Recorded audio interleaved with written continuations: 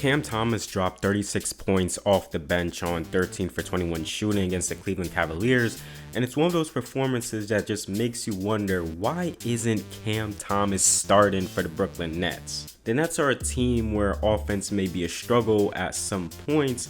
A guy like Mikal Bridges is capable of getting you 20, but that's more so him working off of movement, catch and shoot, rather than just high-level shot creation. Spencer Dinwiddie looks to be the next guy who can get you a bucket off the dribble. Enter Cam Thomas, who is an electric scorer when he is going.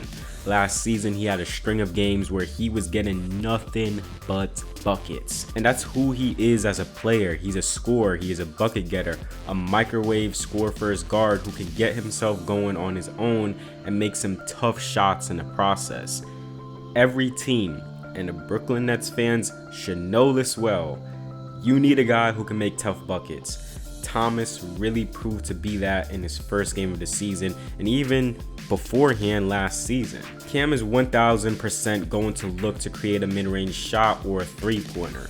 He hasn't shown to be a rim presence guy, and he's not the most explosive guy on the court, but he has a really good handle that he uses to break defenders down and get to his spots. Here, working in transition, goes left for the step back, and I just want you to see how much elevation this guy gets on his jump shot. Like, he's 6'3", 6'4", Niang is 6'7", but Thomas is just able to easily elevate over him. Also, completely turned shooter, has that slight leg sway, all on balance, fluid motion. Like, the elevation gives him more inches to him. Even on this possession, you can see the elevation on his jumper off the sidestep. Can also see his body turning in midair to get a line to the rim.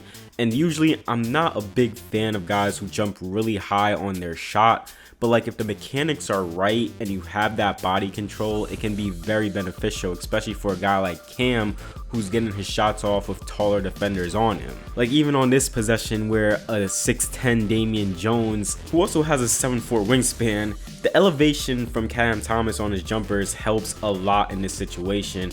He gets his shot off and he scores over him. On this possession in transition here, shots like this is just, what the heck, man.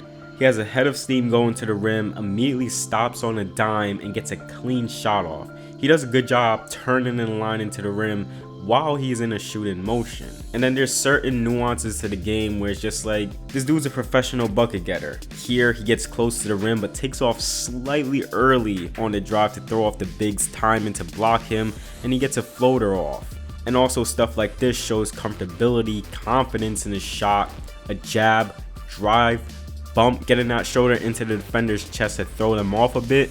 See Kara's pedaling back, but he still stays with him. Then Cam pops, and this is a really good contest by LeVert, but better offense from Cam. I don't think the Nets have to rush Thomas into the starting lineup. I have heavy concerns about him as a playmaker, decision maker. Like, watching him play, it's very, very clear he's a score-first guard. But like, I just want to see him have consistent minutes where he's a spark plug and growing his playmaking skills before we even have those starter talks.